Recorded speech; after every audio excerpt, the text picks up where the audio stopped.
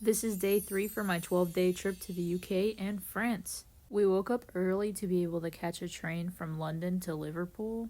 The reason why we are visiting Liverpool is because that is the birthplace and hometown of the Beatles. From London Euston Station to Liverpool Lime Street Station, it was about a 2.5 hour trip overall. We only have one day here, so the first thing we did was walk to the Beatles Story Museum.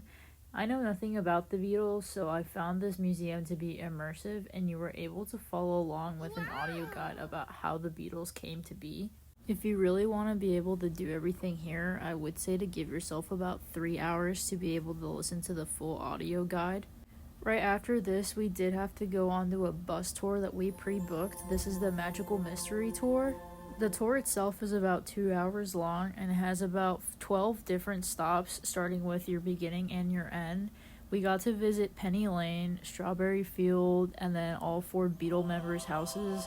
The only one that was difficult to access was George Harrison's house. And then at the end of the tour, you did go back to Matthews Street, which is where the Cavern Club is located, and you were able to go inside for free to check everything out. And for our day 4 of our trip, we stopped in Edinburgh, Scotland. I was extremely excited to visit Scotland for our first time, as I've never been here before, but also there was a lot of cool things that we had planned for this part of our trip. We took about a 3-hour train ride from Liverpool Lime Street Station all the way to Edinburgh Waverley train station. We stayed at a hotel in the middle of the city, which made everything really walkable and nearby for us. There were so many different shops that we wanted to look around in and explore, but one of our first stops was on the Royal Mile at the Tronkirk Church. There was a maker's market happening right inside, before quickly making our way over to the Mina Lima store for a look around.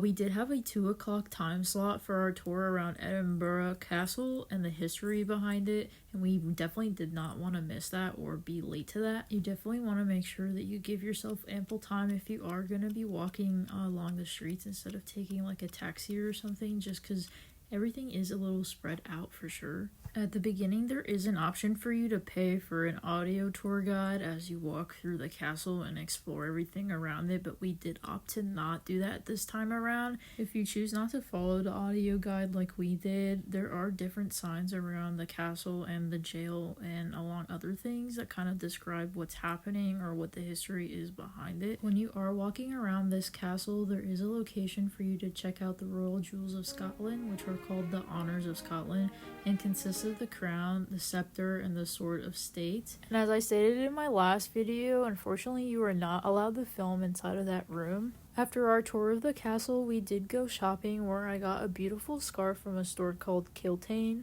We made our way over to Landy's to be able to have a quick lunch, as I had an appointment at Islander, which is where you're able to make your own handbag. This was an 1.5-hour class where you got to choose your own bag, the satchel, and then all of the pieces that go along with it before hand making it, and they do teach you how to do this. You have a lot of different options, whether you want it to be a bag or a satchel or a backpack, and then the color of it. This is definitely one of my favorite souvenirs that I picked up while I was in the UK and in France, and I would definitely recommend this to anyone going to Scotland in the future. This is how cute my bag came out. I absolutely love it. I had so much fun in the city of Edinburgh, and I would definitely recommend it to anyone who's wanting to visit it soon.